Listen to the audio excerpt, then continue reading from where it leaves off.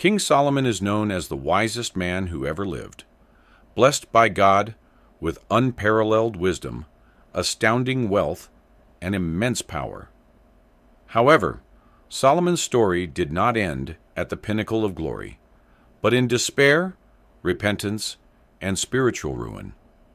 Throughout his life, he experienced both greatness and downfall, and his story offers profound lessons for our lives today. Solomon began his reign under promising circumstances.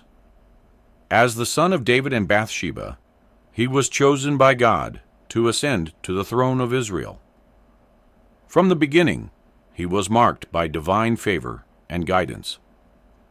In the first book of Kings, chapter 3, verse 5, it is recorded how the Lord appeared to him in a dream and offered to grant him whatever he asked.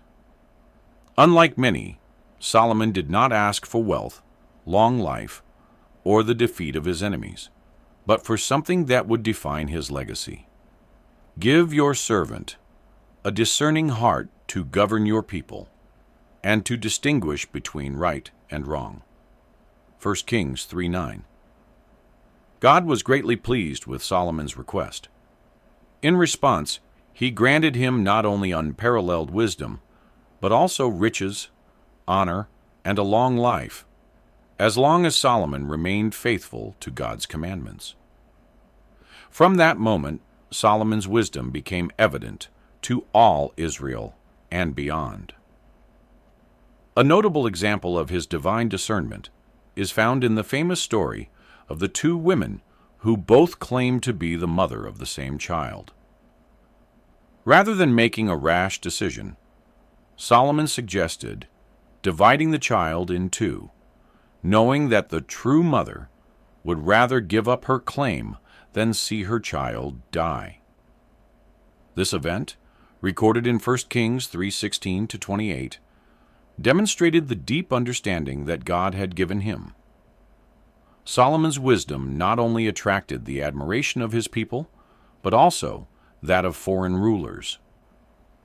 The Queen of Sheba, for example, traveled great distances to test his wisdom with difficult questions.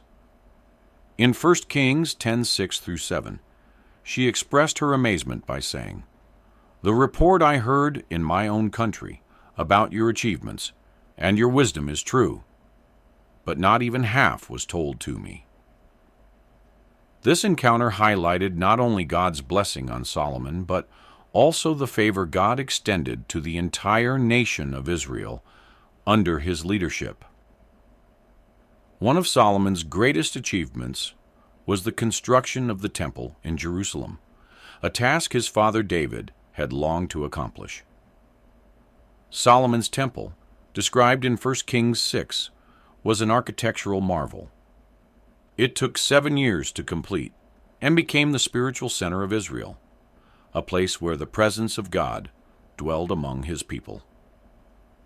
In 1 Kings 8:10-11, it is described how, upon the temple's completion, the glory of the Lord filled the place in a tangible manifestation of his presence. However, Solomon's story also serves as a testimony of how even the most blessed and wise men can stray when they do not fully obey God. Despite his wisdom, Solomon became entangled in the temptations of power, wealth, and influence. The king who had everything began to compromise his faith for political alliances and marriages with foreign women.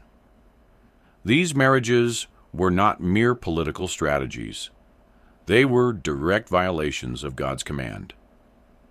In 1 Kings 11:1-2, it tells us that Solomon loved many foreign women, including Moabites, Ammonites, and Edomites, from nations the Lord had specifically warned Israel not to marry into. This was a turning point in Solomon's downfall. Throughout his life, he accumulated 700 wives and 300 concubines, 1 Kings 11:3. His heart was led astray, and his loyalty to God wavered. Despite all his wisdom, Solomon allowed his love for his foreign wives to surpass his devotion to God. This led him to build altars and places of worship for pagan gods, which was a blatant violation of divine mandates. In 1 Kings 11:4, it says, "As Solomon grew old, his wives turned his heart after other gods." Solomon erected altars for gods such as Ashtoreth, the goddess of the Sidonians, and Moloch, the god of the Ammonites, whose worship involved abominable practices like child sacrifice. These actions were not mere gestures of cultural tolerance. They were direct violations of God's law, who had instructed Israel to destroy the high places dedicated to foreign gods. Deuteronomy 12:2-3. Solomon's disobedience was particularly tragic, given the level of wisdom and blessing he had received. God's judgment on Solomon was swift. In 1 Kings 11:9-10, it is written, "The Lord became angry with Solomon, because his heart had turned away from the Lord, the God of Israel, who had appeared to him twice."